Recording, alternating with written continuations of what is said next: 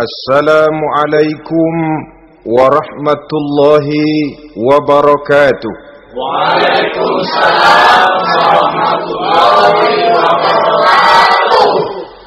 Alhamdulillahi wahdah, sadaqa wa'dah, wa nasara 'abdah, wa a'azza jundah. Wassalatu wassalamu ala man la nabiyya ba'dah, wa ala alihi wa sahbihi wa mawalah. La hawla wa la quwwata illa billah, amma ba'du. Saudara-saudara kaum muslimin rahimakumullah, seperti kita maklum bahwa Allah Subhanahu wa ta'ala menciptakan manusia dan jin untuk melaksanakan ibadah kepadanya. Manusia yang ingkar terhadap perintah ini dinamakan dengan orang-orang kafir, sedangkan jin yang mengingkari perintah ini dinamakan dengan setan atau syaitan dalam bahasa Qur'annya. Kemudian dalam perkembangannya, jin-jin yang kafir yang dinamakan setan ini bersekongkol dan menjadi bala tentaranya iblis untuk menggelincirkan manusia dengan berbagai macam cara dan jalan dari hal-hal yang diridhoi oleh Allah Subhanahu wa ta'ala. Adapun yang namanya iblis, pada hakikatnya cuma satu saja, yaitu yang ingkar kepada perintah Allah untuk sujud kepada Nabi Adam alaihi salam. Iblis inilah kemudian yang menjadi sesepuh, raja, biang atau dedengkotnya para setan. Seluruhnya akan tunduk kepada komando iblis, akan taat dan setia kepada perintah iblis untuk mencari teman yang sebanyak-banyaknya guna menemani mereka di neraka nanti. Maka mereka pun melakukan satu proklamasi yang bisa kita baca dalam surah Al-A'raf ayat 16 dan 17, di mana iblis dengan tegas menyatakan, qala fabima aghwaytani la'aq'udanna lahum siratakal mustaqim. Wahai Allah, kata iblis, dari sebab engkau telah menghukum saya, dari sebab engkau telah mengusir saya dari surga, maka saya berjanji akan menipu, akan menggelincirkan mereka, Adam dan keturunannya, dari jalanmu yang lurus. Apa jalan yang lurus? Tidak lain Islam ini. Dengan segala cara dan jalan, iblis dan bala tentaranya akan berusaha menggelincirkan manusia dari jalan yang lurus. Caranya bagaimana? Ayat ke-17 menjawab, "Tsumma la'atiyannahum min ba'di aydihim." Akan kami datangi mereka, akan kami goda mereka dari arah sebelah depan. Kalau cara itu tidak kena, wa min khalfihim, kami goda mereka dari sebelah belakang. Andai kata cara itu pun tidak mempan, wa an aimanihim, dari arah sebelah kanan. Kalaupun itu gagal, wa an syama'ilihim, kami akan datang dari arah sebelah kiri. Pendeknya dari 4 penjuru angin, iblis dan seluruh bala tentaranya yang bernama setan belum akan puas sebelum kita tergelincir dari jalan yang lurus yang diridhoi oleh Allah Subhanahu wa ta'ala. Sebagian ahli tafsir menjelaskan bahwa jika iblis menggoda dari arah depan, yang dimaksud dari depan ini adalah dunia, sehingga manusia menjadikan dunia sebagai tujuan akhir dari seluruh kegiatan hidupnya. Ia pergi pagi, pulang sore, peras keringat, banting tulang, tidak ada yang dikejar kecuali dunia, dan cuma untuk kepentingan dunia. Dunia yang membuat orang berpaling daripada akhirat. dunia yang membuat orang lupa kepada tujuan penciptaannya, maka dunia termasuk perangkap iblis. Apa isi dunia? Biasanya yang lazim itu 3 ta itu. Harta, tahta, wanita. Itu yang bikin orang jadi sibuk sampai lupa kepada tujuan penciptaannya. Untuk apa dia diciptakan oleh Allah? Ini wa'an mimbaini aidihim. Kami goda mereka dari arah depan dengan menyodorkan dunia dalam bentuk yang hijau ranau, dunia dalam bentuk yang manis sehingga mereka tenggelam di dalamnya lalu melupakan akhirat. Kalau cara itu juga tidak kena, wa min khalfihim, kami datang dari sebelah belakang, kami lupakan mereka kepada akhirat. Itu mah urusan nanti bagaimana saja. Yang penting yang kita hadapi sekarang apa? Dunia. Akhirat kita belum tahu dan bahkan belum tentu ada. Yang sudah pasti saja kita garap. Melupakan akhirat. Wa an aimanihim, yang dimaksud dari arah sebelah kanan, iblis dan setan selalu menghalang-halangi manusia untuk berbuat kebaikan. Karena kanan adalah lambang kebajikan. Sedangkan ansama ilihim, kiri adalah lambang kejahatan. Dicegahnya kita berbuat kebajikan dan dibisikannya kita untuk selalu melakukan kejahatan dan kemunkaran. Wala tajidu aktsarahum syakirin, dan akan kamu dapati sedikit sekali di antara manusia yang bersyukur atas nikmat yang telah engkau berikan kepada mereka. Ditanamkan rasa ingkar kepada nikmat. Jika kita tidak kufur iman, dibuatnya kufur nikmat. Mengeluh padahal hidup sudah serba cukup, merasa masih sangat kurang padahal orang lain sudah titik air liurnya melihat keadaan kita. Sedikit sekali di antara mereka yang pandai bersyukur kepada nikmat yang telah engkau berikan itu, ya Allah. Jadi untuk ingkar nikmat, bisikan selalu datang dari iblis. Coba lihat itu, temanmu yang tidak pernah sholat, rezekinya lancar, kamu berhenti saja sholat. Yang tidak pernah ke masjid, pangkatnya naik terus, udah berhenti aja ke masjid.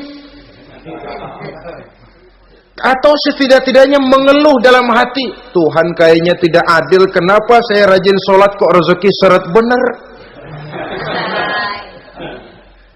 Padahal pada dasarnya kalau kita mau berpikir dalam bentuk yang paling mendasar, Allah selalu memberikan yang terbaik untuk kita. Jika begini keadaan kita, inilah yang terbaik buat kita menurut pertimbangan Allah. Jika kita menuntut lebih lagi, mungkin dengan keadaan yang lebih itu kita bisa tergelincir, dan Allah lebih tahu itu. Sebagai pencipta manusia, Allah lebih tahu tentang kemungkinan-kemungkinan yang bisa didapat dan dicapai oleh manusia. Bahasa ringannya, rezeki lu segini aja deh, lu jadi rajin sholat. Kalau rezeki lu melebihan jadi orang kaya dikit, nanti ngelihat masjid minggir. Allah selalu memberikan yang terbaik kepada kita. Saudara-saudara kaum muslimin, adapun iblis dan setan sudah menyadari betul bahwa iblis dan setan tempatnya di akhirat nanti jelas neraka. Itu mereka sudah sadari betul. Maka yang mereka kepengen sekarang, bagaimana mencari teman sebanyak-banyaknya untuk menemani mereka di neraka nanti. Nah, inilah yang menyebabkan mereka berjibaku betul. Bahkan ada satu riwayat itu, ada waktu-waktu tertentu di mana para setan ini laporan kepada iblis. Kalau ada yang laporan gagal, bukan main marahnya si iblis ini selaku komandan. Kata setan, Pak, saya gagal menggoda si fulan karena imannya kuat. Goblok kamu. Dengan apa kamu goda dia? Dengan kedudukan. Dia tidak mau. tempuh dengan jalan lain, barangkali dengan harta. Kalau dengan harta tidak bisa, barangkali dengan wanita. Kalau dengan wanita tidak bisa, tempuh segala macam cara. Dan mereka yang laporannya enak, artinya berhasil menggoda banyak orang-orang beriman, itu kondisinya naik. Bahkan mendapat semacam piagam penghargaan sebagai kadar militan daripada iblis. Nah, mereka berusaha dengan segala macam cara mengumpulkan teman sebanyak-banyaknya. Kalau mereka sendiri sudah tahu pasti, sadar nasib saya di akhirat nanti pasti masuk neraka, diazab dan disiksa oleh Allah. Cuma saya begini ini lantaran ulahnya Nabi Adam dulu. Maka anak-anak cucu Nabi Adam harus menjadi teman-teman saya sebanyak-banyaknya guna menemani saya di dalam neraka. Oleh karena itu, pada kesempatan pertemuan saat ini kita akan membicarakan siapa sih teman-teman setan itu. Diriwayatkan dari Wahab bin Munabbih bahwa pada satu hari iblis diperintahkan oleh Allah untuk datang kepada baginda Rasulullah sallallahu alaihi wasallam dan menjawab segala pertanyaan yang diajukan oleh baginda Nabi. Datang iblis dalam bentuk orang tua pakai tongkat. Jadi iblis itu bisa malih warna. Dia termasuk jenis makhluk halus toh. Seperti halnya jin dan malaikat, itu bisa malih warna sesuai dengan yang mereka kehendaki. Ketika datang, baginda Nabi bertanya, "Man anta?" Siapa kamu? Dia jawab, "Ana iblis." Saya iblis. Jujur. "Limadza ji'ta?" Mau apa kamu datang kemari? Kata baginda Nabi. Dijawab oleh iblis, "Innallaha amaroni an atika wa ujibaka an kulli ma sa'altani." Allah memerintahkan saya untuk datang kepadamu dan menjawab segala pertanyaan yang engkau ajukan kepada saya. Nah, atas pernyataan ini baginda Rasul kemudian bertanya dengan dua pertanyaan. Pertanyaan pertama, iblis, "Kam ikhwanuka min ummati?" Ada berapa sih teman-temanmu dari golongan umatku? Dari golongan umatku, umat Islam ini, bukan orang lain. Kalau orang kafir sih sudah jelas, itu memang CS-nya iblis. Tapi dari umatku, siapa saja yang jadi teman-teman kamu iblis? Menjadi antekmu, menjadi alatmu sejak dari dunia sampai ke neraka nanti. Atas pertanyaan ini iblis menjawab, "Teman-teman saya dari golongan umatmu ya Muhammad, asyarun, ada 10 orang. Ada 10 orang yang merupakan teman-teman iblis dari dunia sampai ke neraka." Siapa mereka? Pertama kata iblis, teman saya hakimun jair. Hakim yang curang, hakim yang tidak adil. Ini bisa dimaklumi. Kenapa? Karena hakim diharapkan adalah produk keadilan. Sehingga orang mengatakan seorang hakim adalah seorang yang meletakkan sebelah kakinya di surga dan sebelah lagi di neraka. Kalau adil dia menghukum, kaki sebelah kanan yang akan menentukannya ke surga. Kalau licik dia menghukum, kaki sebelah kiri yang akan menjerumuskan dia ke dalam neraka. Saudara-saudara kaum muslimin rahimakumullah, sesungguhnya dalam kehidupan Kurangnya sandang pangan bukan satunya-satunya sebab yang membuat orang menderita. Tidak teraturnya perumahan, kurangnya lapangan kerja bukan satu-satunya yang menyebabkan rakyat menderita. Tapi lukanya rasa keadilan, tidak tegaknya hukum sebagaimana yang diharapkan, itu juga bisa menjadi sumber nestapa, bisa menjadi asal dari segala derita. Oleh karena itu, hakim yang tidak adil, hakim yang curang, yang menghukum tidak berdasarkan hukum, tapi berdasarkan kepentingan, berdasarkan pesan sponsor, hukum bisa dibeli, ada istilah mafia peradilan. Hakim-hakim macam ini yang akan menjadi teman-teman iblis. Dan tiap kali palu akan diketuk, iblis sudah bukan main sibuknya. Kekuasaan di tanganmu, hijau katamu, hijau yang akan berlaku, merah kau ketok, merah yang akan jadi keputusan. Orang lain tidak tahu ini kesempatan untuk jadi kaya, ini kesempatan untuk naik pangkat. Manipulir hukum tidak ada yang tahu karena orang banyak yang awam dengan hukum. Saudara-saudara kaum muslimin, kalau hukum sudah bisa dibeli, atau kalau hukum cuma untuk orang-orang kecil saja, ada kelompok-kelompok yang kebal hukum, maka akan timbullah kiamat di masyarakat, di mana yang kuat makin kuat, yang lemah selalu menjadi mangsa. Oleh karenanya, hakim yang serong, hakim yang durjana merupakan teman-teman setan, merupakan teman-teman iblis dari dunia sampai ke neraka nanti. Ini yang pertama. Oleh karenanya, pada dasarnya setiap kita adalah hakim untuk keluarga, dalam pergaulan. Hendaklah adil di dalam memutuskan segala sesuatu. Lebih-lebih hakim yang memang menjadi pengayom masyarakat. Bukankah lambang para hakim digambarkan dalam bentuk neraca yang berimbang? Tidak berat ke kiri, tidak juga berat ke kanan.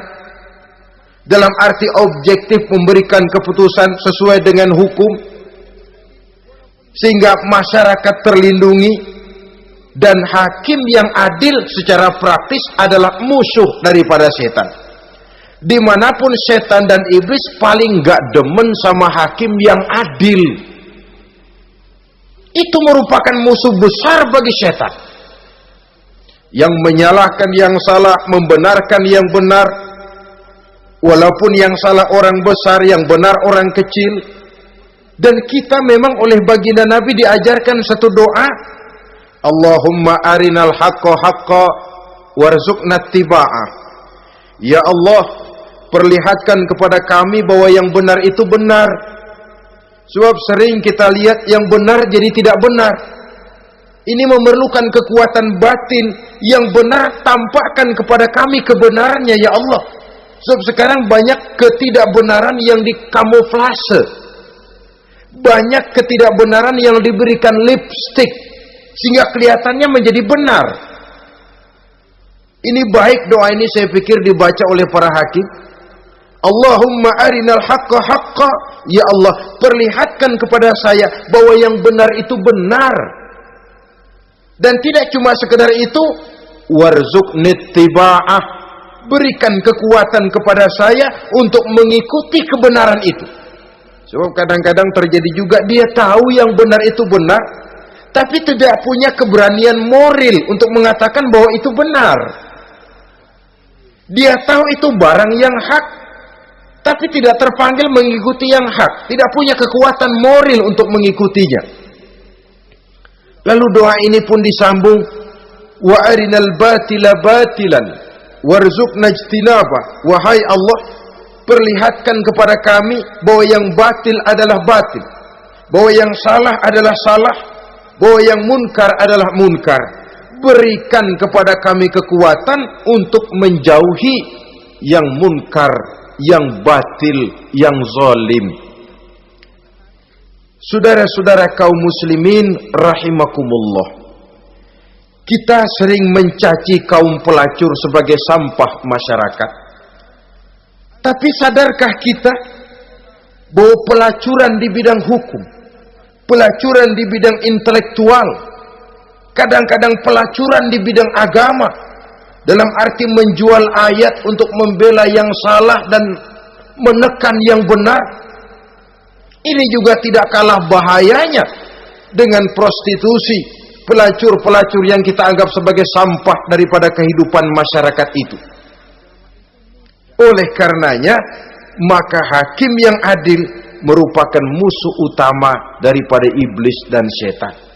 Mereka akan sibuk sekali kalau seorang hakim sudah berketetapan untuk melahirkan keputusan hukum yang seadil-adilnya. Ini yang pertama, teman setan adalah hakim yang nyeleweng, yang tidak adil. Yang kedua, teman saya, kata iblis, ghaniyun mutakabbir, orang kaya yang sombong. Orang kaya sombong itu teman setan. Orang miskin sombong itu lebih teman lagi tuh. Sebab ini sudah kelewatan. Kalau orang kaya sombong barangkali masih lumayan lah, memang kaya. Tapi kalau sudah miskin sombong, minta ampun. Orang kaya yang sombong adalah musuh iblis. Sebab pada hakikatnya tidak ada yang kaya dalam kehidupan ini kalau sudah bercermin kepada apa sih yang kita punya. Nabi Sulaiman karena merasa menguasai antara masyrik dan maghrib, satu hari pernah mohon izin kepada Allah. Ya Allah, saya mohon izin kepadamu untuk memberikan makan kepada seluruh makhluk-makhlukmu sekedar satu hari saja. Baik, satu hari Nabi Sulaiman mau menjamin menanggung makannya semua makhluk karena merasa kaya. Baik, kata Allah. Lalu sibuklah Nabi Sulaiman mengadakan persiapan. Seluruh bala tentaranya, jin, binatang dikumpulkan, mengumpulkan makanan yang sebanyak-banyaknya, diatur di satu lapangan yang sangat luas. Sebab ini yang mau makan tentu tidak sedikit.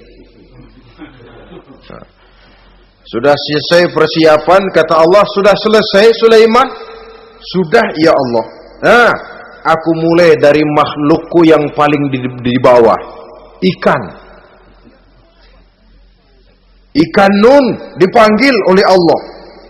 Rezekimu hari ini mau ditanggung Sulaiman. Naik, makan. Naik ikan ini. Sekali makan seluruh persiapan habis.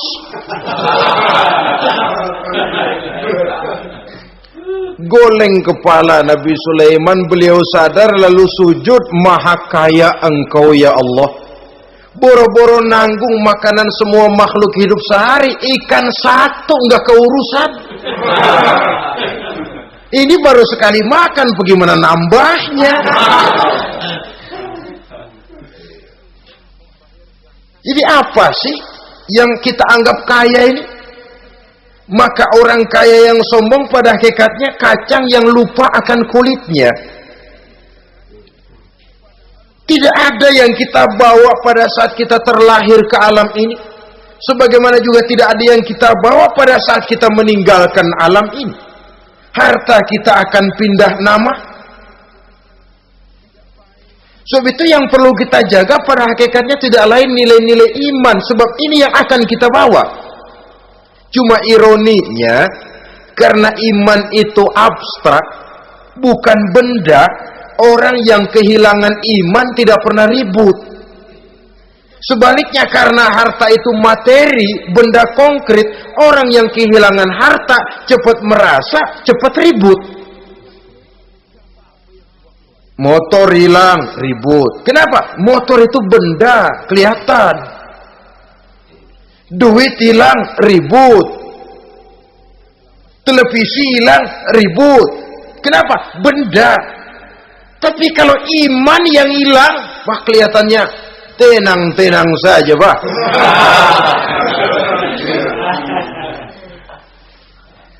Padahal ini usaha iblis, bagaimana orang kehilangan iman, menjadi kafir, masuk grup dia untuk menemani dia di dalam neraka nanti.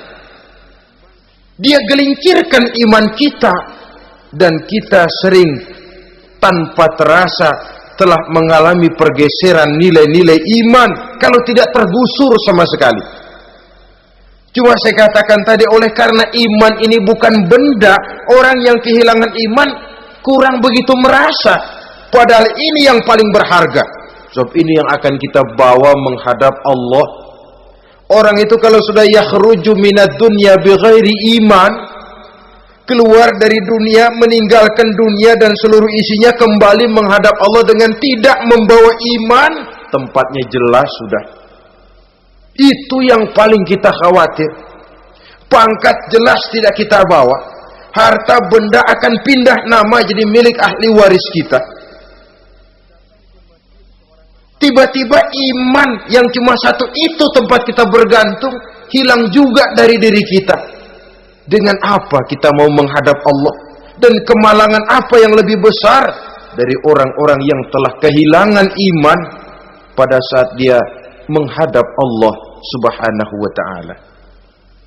Karena itu saudara-saudara, terutama yang diberikan amanah berupa harta oleh Allah dalam kehidupan ini, bersyukurlah kalau saudara diberikan kepercayaan oleh Allah untuk menyalurkan rezeki kepada orang lain, seperti keran yang nyimpen air tapi tidak untuk dirinya, disalurkan kepada yang memerlukannya. Rezeki dia cuma lewat tangan saya, rezeki dia cuma lewat tangan saya. Berbahagialah orang kalau dipercayai Allah untuk menyalurkan rezeki kepada orang lain. Artinya agen. Wong ditunjuk jadi agen Allah, kok nggak bangga? Kalau sudah kemari cara berpikir, insya Allah rasa bakhil bin pelit alias medit bin koret.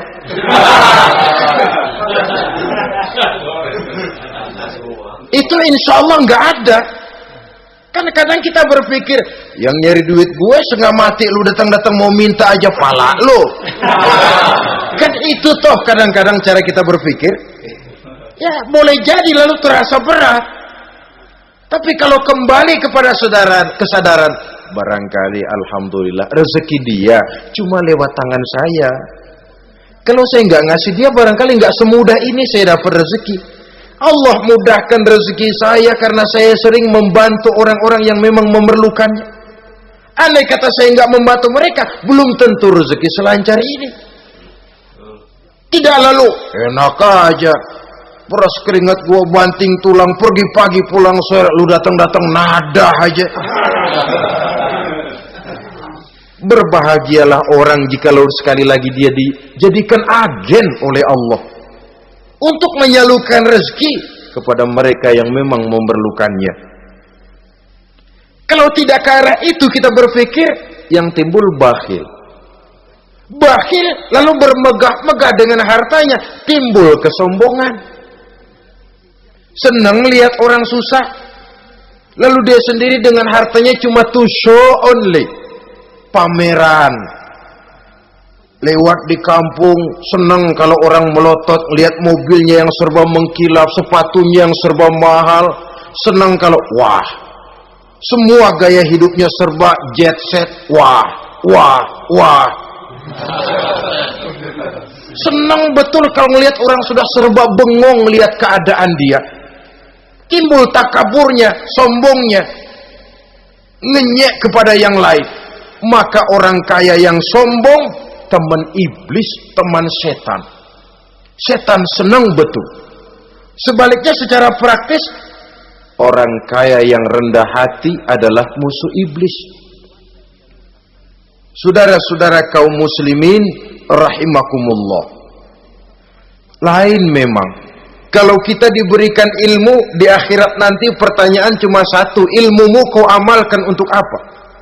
Kalau kita diberikan umur panjang, pertanyaan akhirat satu saja, umurmu kau habiskan di mana? Tapi kalau sudah harta diberikan kepada kita, pertanyaan akhirat dua, min aina iktasabahu wa fima anfaqahu.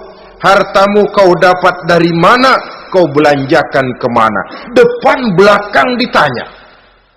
Yang ketiga, teman iblis itu tajirun khain, pedagang yang berkhianat, baik kepada sesama teman pedagangnya karena ingin lebih maju dari yang lain.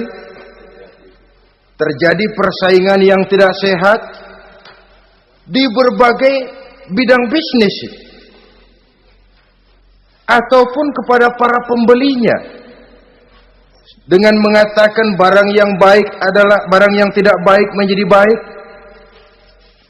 Sebab pada dasarnya apabila kaum pengusaha sudah berkhianat, akan timbul kegoncangan ekonomi. Dan kegoncangan ekonomi dampaknya adalah melahirkan kelas-kelas kemiskinan. Kemiskinan merupakan satu perangkap iblis. Biasanya orang kalau udah melarat, udah dekat banget sama kafir. Kalau tidak dilatar belakangi oleh nilai iman yang kuat. Udah melarat, udah dekat benar dah sama kafir. Apalagi iblis ini menggodanya pandai dia. Kepada orang miskin dia datang dengan bujukan materi. Kepada yang cukup hartanya dia datang dengan bisikan lain. Pendeknya iblis dan setan itu ibarat tukang joget, dia ngerti betul irama kendang.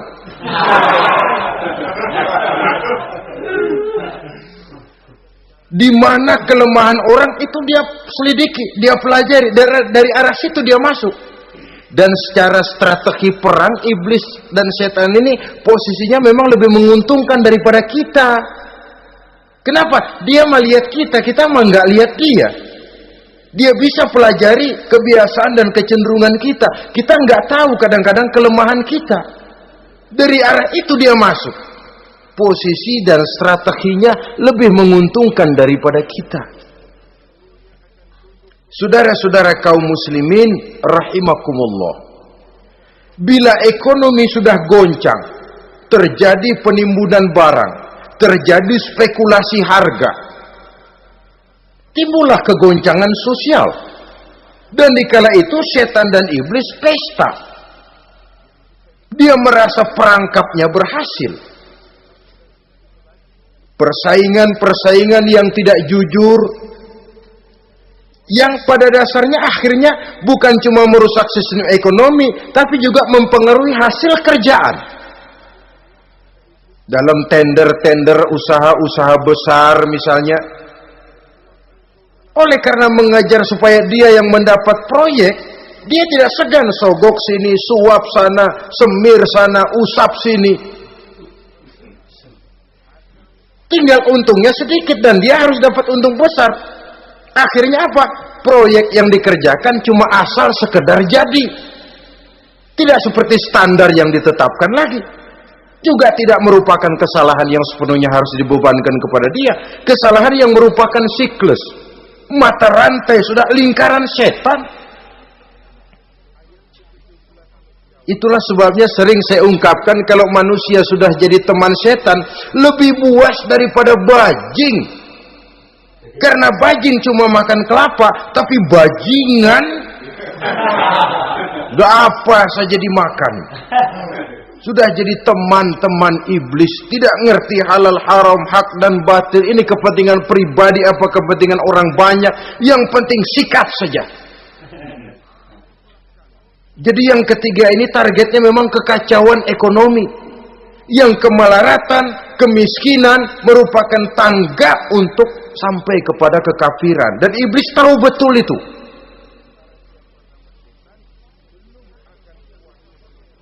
Lain misalnya contoh yang diberikan oleh Rasul. Rasul kan pernah dagang di kala remaja itu.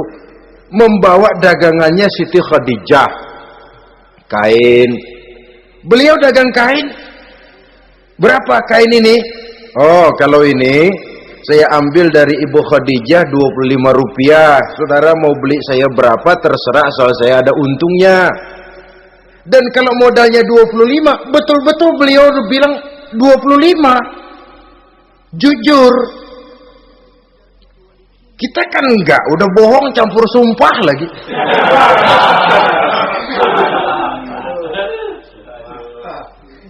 Ini yang ketiga. Yang keempat, teman-teman setan, teman-teman iblis, syaribul khamr. Orang yang minum arak,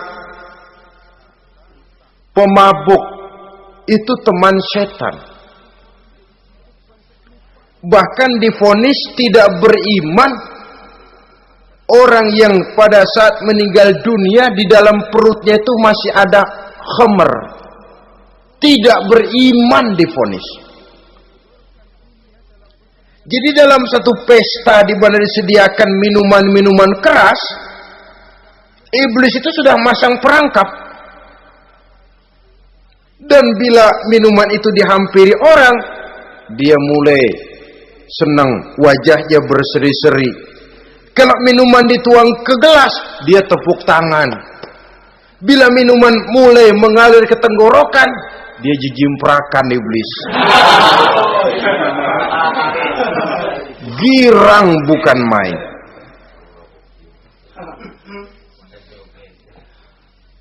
Saudara-saudara kaum muslimin rahimakumullah. Kenapa pemabuk merupakan teman setan? Karena dalam keadaan mabuk, orang kehilangan daya kontrol. Perbuatannya nyaris tidak terkontrol lagi. Tidak ada rahasia, tidak ada harga diri, tidak ada sifat memelihara, dan itu ciri-ciri daripada iblis. Syaribul khamr, orang yang suka meminum minuman keras. Itulah sebabnya memang dalam hidup ini kita harus punya filter. Allah selalu menghendaki yang terbaik dan memilihkan yang terbaik untuk kita. Kalau sudah itu minuman yang baik kata Allah, itulah memang yang baik untuk kita. Kalau itu dilarang oleh Allah, itulah memang yang tidak baik untuk kita.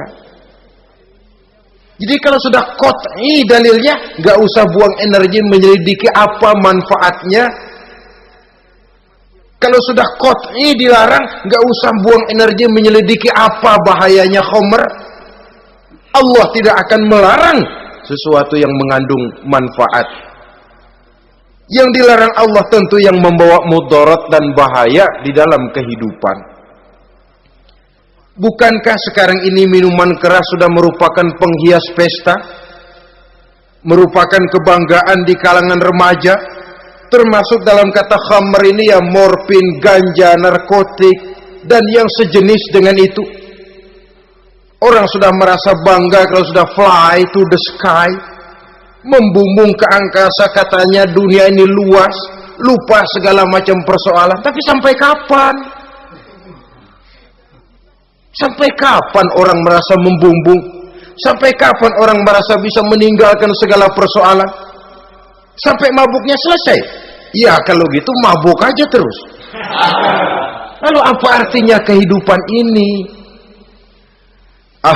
Mabuk kan gak ngerugiin orang lain. Kalau saya nyolong kan ngerugiin orang lain. Kalau saya korupsi ngerugiin orang lain. Kalau saya zina jelas ada orang lain yang dirugikan. Tapi minum khamar, siapa yang rugi? Uang-uang saya. Saya beli dengan uang saya, yang minum pun saya. Siapa yang rugi? Saudara, ini pemikiran sepihak namanya. Pertama jelas merugikan diri sendiri. Kesehatan terganggu, pertumbuhan IQ, ya, daya pikir jadi jumud bin beku. Tidak ada idealisme ke arah depan. Yang ada ya, yang dipikirkan ya, yang di depan hidungnya saja. Dan konon itu pada mulanya memang orang kan sifatnya cuma ingin tahu, nyobain, ketagihan. Ya kalau orang tuanya masuk golongan have, mampu. Kalau orang tuanya termasuk ekonomi lemah, sedangkan kecanduan hal yang tidak bisa ditangguhkan. Orang yang sudah kecanduan minuman keras, Sekali dia tidak minum, sudah bukan main rasanya. Orang yang sudah biasa minum ganja, morfin, narkotik, satu kali dia tidak bertemu itu, sudah nggak keruan rasa. Orang tuanya tidak mampu, kenapa lalu nggak ngelamun yang negatif? Ya kalau dia keluarga have, orang tuanya masih ngelarang, dia bisa jual hal lain di rumahnya yang ada harganya. Tip deka itu, video kah itu, mobil kah digade dulu. Kalau di kampung, anak-anak muda yang menengah ke bawah, kenapa enggak ayam orang disamber?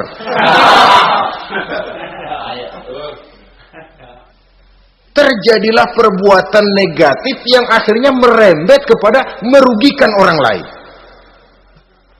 Hakikatnya zahirnya memang pada mulanya hanya merugikan diri sendiri, tapi lambat laun akan merembet juga kepada merugikan orang lain. Oleh karena itu pantas kalau dalam perjalanan Mi'raj begitu hendak start dari Masjidil Aqsa menghadap Allah, kepada baginda Nabi disodorkan 2 gelas minuman, segelas susu dan segelas arak. Muhammad, kau ambil salah satu minuman itu, kau minum. Mantap. Nabi mengambil gelas yang isinya susu lalu beliau minum. Selesai minum kata Jibril, "Shaddaqta ya Muhammad, laqad asabtal haq." Kamu benar Muhammad, pilihanmu tepat. Kenapa? Untung saja susu yang kamu minum. Kalau arak yang kamu ambil, kamu pilih dan kamu minum, pasti umatmu bakal pada jadi umat teler semua nanti. Wong Nabi milih susu saja umatnya masih banyak yang teler. Apalagi kalau beliau memilih khamr waktu itu. Tapi ini sekedar simbol bahwa begitulah kita dalam hidup. Saudara, kalau di depan kita ditaruh segelas jamu, segelas sirup, kira-kira pilih mana? Jamu. Sirup apa jamu? Jamu. Orang yang berpikir panjang ke depan, dia bakal pilih jamu. Memang pahit, getir, nggak enak, tapi besok pagi badan enteng, kerja semangat, berpikir cerdas, gairah ada. Orang yang pikirannya pendek, ngapain jamu, getir nih, sirup nih, manis ini. Dia minum, bukan main manisnya, besok pagi bibir pada jontor. Begitulah dalam kehidupan ini. Maka hendaknya kita berusaha dengan sekuat kemampuan untuk menghindarkan diri dari minuman keras dan pengaruh-pengaruhnya. Yang kelima, teman iblis itu al-qattat, tukang-tukang fitnah. Itu suling iblis itu, trompet setan. Sebab apa? Benar kalau Quran mengatakan, Nabi mengatakan al-fitnatu asyaddu minal qatli. Fitnah lebih bahaya dari pembunuhan. Sebab apa? Pembunuhan membunuh orang secara langsung. Fitnah membunuh orang pelan-pelan. Kalau mati mendingan cepat daripada pelan-pelan. Pelan-pelan mati, cepat mati, enakan cepat, nggak ngerasain sakit. Fitnah membunuh orang pelan-pelan. Nama baik orang hancur, dicoreng-moreng di tengah masyarakat. Maka tukang-tukang fitnah, teman-teman setan dari dunia sampai ke neraka nanti. Karena fitnah lebih bahaya daripada pembunuhan. Mengada-ada yang tidak ada diada-adakan, fitnah. Melebih-lebih, berita semeter jadi 3 meter, yang 2 meter. Ya kalau positif, kalau negatif, fitnah. Memang orang bilang kalau kita nitip duit jangan harap lebih, kurang bisa. Tapi kalau nitip omongan jangan harap kurang, pas saja sudah untung itu. Biasanya lebih, namanya omongan. 1 meter jadi 2 meter, 2 meter jadi 3 meter. Itu sifat dari yang namanya omongan. Kita kirim uang, udah nggak bakalan lebih dah. Ini nitip uang sama saya 50.000, tambahin 10.000 langka yang berpikir begitu. Kurang malah bisa. Enak aja nitip, gua kan kemarin pakai ongkos. Hitung transport misalnya. Tapi kalau sudah nitip omongan, pas saja sudah untung loh. Biasanya malah lebih. Fitnah pernah melanda Nabi Zakaria. Fitnah pernah melanda Habil dan Qabil. Fitnah pernah melanda Nabi Ibrahim. Fitnah bahkan pernah melanda kehidupan baginda Rasulullah sallallahu alaihi wasallam. Dalam peristiwa yang lazim kita kenal dengan hadisul ifki, bagaimana gosip pun sempat mengguncang rumah tangga kehidupan baginda Nabi. Sehingga pantas kalau beliau sendiri mengatakan al-fitnatu asyaddu minal qatli. Fitnah itu lebih bahaya daripada pembunuhan, karena fitnah membunuh orang secara pelan-pelan. Saudara-saudara kaum muslimin rahimakumullah, lidah tidak bertulang. Shaghirul jirmi azimul jurmi, kecil bentuknya tapi besar akibatnya. Kalau kita luka karena silet 2-3 hari boleh sembuh, tapi luka karena lidah seumur hidup kita ingat. Asal lihat orangnya ingat nih, dia nih yang ngomong kagak enak bang, adik gua tandain dah.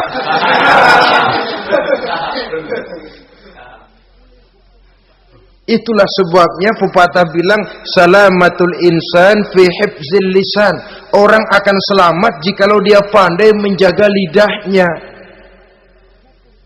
Saudara-saudara kaum muslimin, yang keenam, teman setan sahibur riya, orang yang riya, beramal cuma to show only, supaya ingin dipuji orang, ingin dilihat orang, riya namanya.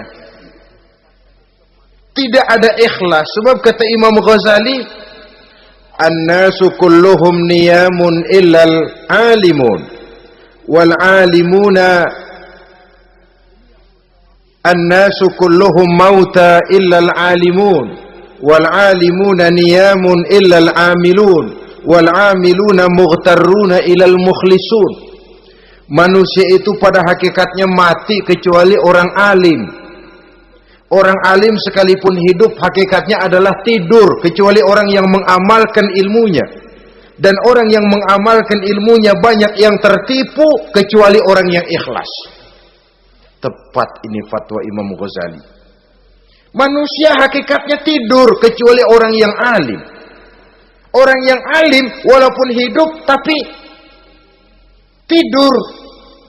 Hidup tidur, ya nggak bisa berbuat banyak kecuali orang yang mengamalkan ilmunya.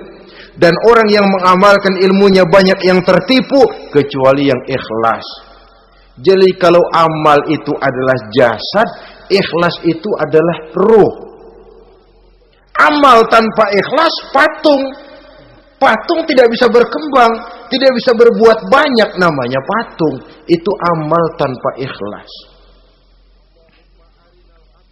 Ini termasuk penyakit batin toh, ikhlas, riya, ujub, sum'ah, penyakit kepengen didengar orang, penyakit kepengen dilihat orang. Wah, kalau sembayangnya dilihat orang mantap betul, kayak besok mau mati. Tapi kalau sudah sembahyang nggak dilihat orang, wah kilat khusus, cepat bukan main. Ria. Ini yang menghancurkan amal ini nggak terasa. Sifat kita sendiri, ria ini menggeragoti amal, sebagaimana api menggeragoti kayu bakar. Yang ketujuh, teman setan akilu malil yatim, orang yang memakan harta anak yatim. Itu setan senang betul itu. Dia bisikan, nah kau kan ngurus anak yatim, kau sudah menanamkan budi kepada mereka, jadi wajar kalau kau ambil bagian. Mula-mula memang dalam batas yang wajar, makin lama malah berebut sama yatimnya. Makin kesonoin, yatimnya malah nggak keduman, panitianya yang kenyang. Akilu malil yatim, orang yang memakan harta anak yatim secara zalim, ini merupakan teman setan. Sebaliknya, orang yang melindungi anak yatim, kata Nabi, seperti dua jari ini dengan aku di akhirat nanti. Dekat derajatnya dengan Rasul. Yang kedelapan, teman setan al-mutahawinu bis shalah. Orang yang nganggap enteng sholat, ngenteng-ngentengin sholat. Nanti aja dah, kalau udah tua-tuaan, sembayang mah gampang, saban sari ada. Kalau ini nih tinju jarang-jarang. Al-mutahawin, ngenteng-ngentengin. Pada dasarnya agama itu mudah, jangan dipersulit, tapi juga jangan dipermudah. Agama itu tidak berat, jangan diberat-beratin, tapi juga jangan dienteng-entengin. So yang enteng kalau kita entengin akhirnya menganggap remeh. Mulanya memang sedikit, makin lama makin banyak, makin lama makin banyak, makin bertumpuk.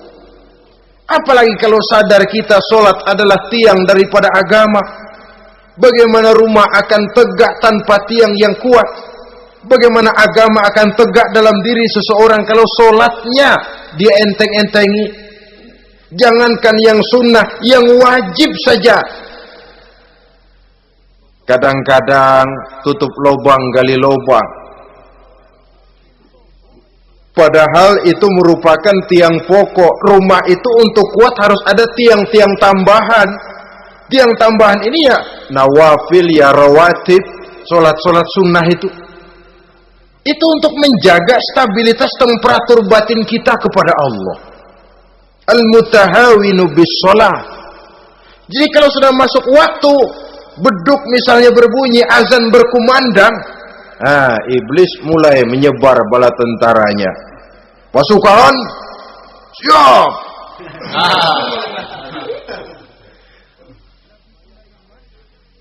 Kama yang dagang dia bisikin, sedang enaknya lu dagang, gua beli lagi banyak-banyak, sembahyang mah ada besok. Sama yang kerja, jangan ditinggal ini kerjaan, tanggung, sembahyang masih ada besok.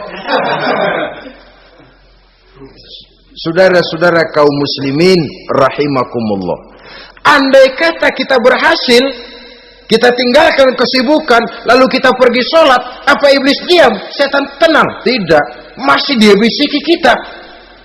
Iya, kalau mau sembahyang ya sembahyang, cuma buruan udah.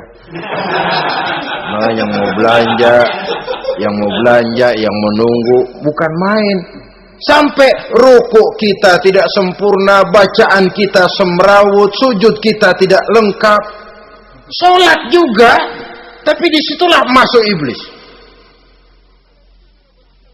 Atau kalau itu kita berhasil cegah, rukuk tertib, ada tumak ninah, sujud bagus, iblis masuk lagi. Wah, memang sembahyang kamu mantap, orang lain gak ada yang sembahyang kayak kamu. Yang timbul apa? Ujub, sombong kepada diri sendiri. Begitu rapi sembahyang, lu ya pada kagak sembahyang, apaan lu? Gua nih. Itu sudah perangkap iblis. Jadi lewat segala macam cara dan jalan, kepada yang ibadahnya bagus ditanamkan rasa ujub,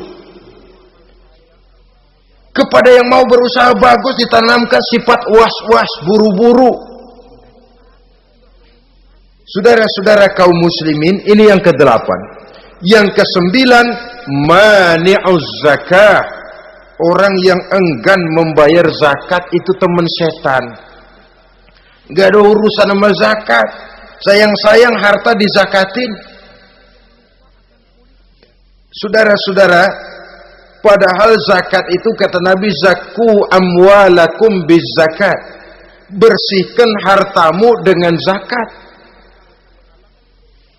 Jadi barangkali bercampur harta itu dengan sedikit yang tidak baik, bercampur dengan yang kotor. Zakat itu membersihkan yang lain. Kita misalnya dalam satu kelas punya murid 40 orang, 42 orang, ada 2 orang yang bandel, nggak ketulungan. Sudah segala macam cara kita perbaiki, nggak juga berhasil. Ini kan kalau nggak diatasi kan mempengaruhi yang teman-teman yang 40 orang. Untuk menyelamatkan yang 40 ini, nggak apa-apa yang 2 keluarin. Bikin pemecatan. Anak saudara, kami sudah tidak sanggup lagi mengajar. Dengan ini kami berhentikan dari sekolah yang kami pimpin untuk menyelamatkan teman-teman yang lebih banyak. Mengeluarkan yang 2 untuk menyelamatkan yang 40. So kalau tidak ini nanti ngerembet, yang 40 ngikut jadi ngeres. Itu juga harta. Zakat untuk membersihkan yang masih tersisa. Yang terakhir yang ke-10, teman setan, musuh, teman iblis, man yutilul amal. Orang yang terlalu panjang angan-angan. Penghitung bintang di langit. Yang hidup cuma ngitung jikalau. Wiridannya cuma jikalau.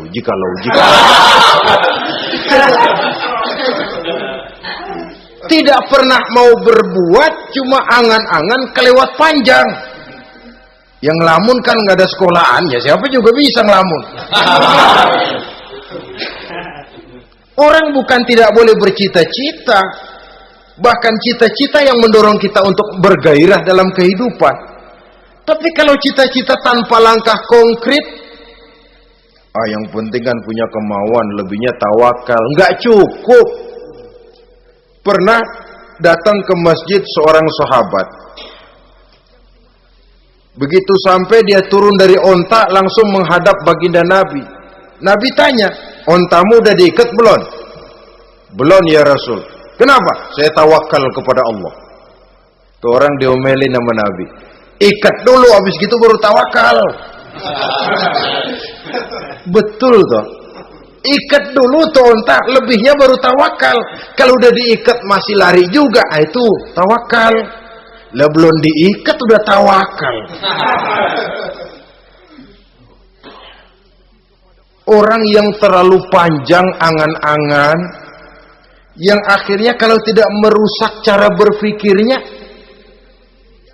akan mendorong dia kepada perbuatan yang negatif untuk mewujudkan angan-angannya itu.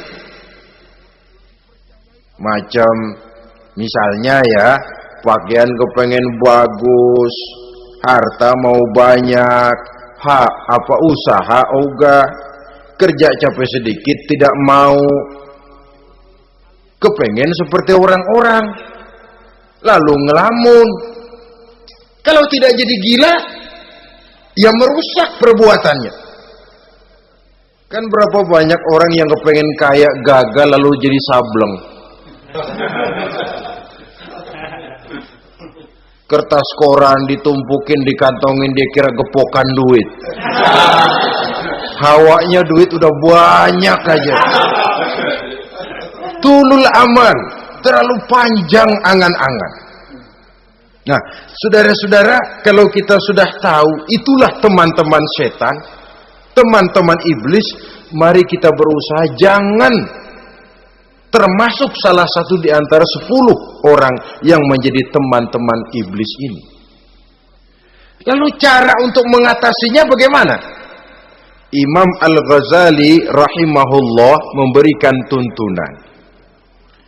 Pertama, untuk mengatasi perangkap setan, jangan sampai kita termasuk salah satu teman setan, zikrullah. Banyak ingat kepada Allah. Sebab Nabi bersabda, inna zikrallahi ta'ala fi janbi syaitan kal akillati fi janbi ibni Adam.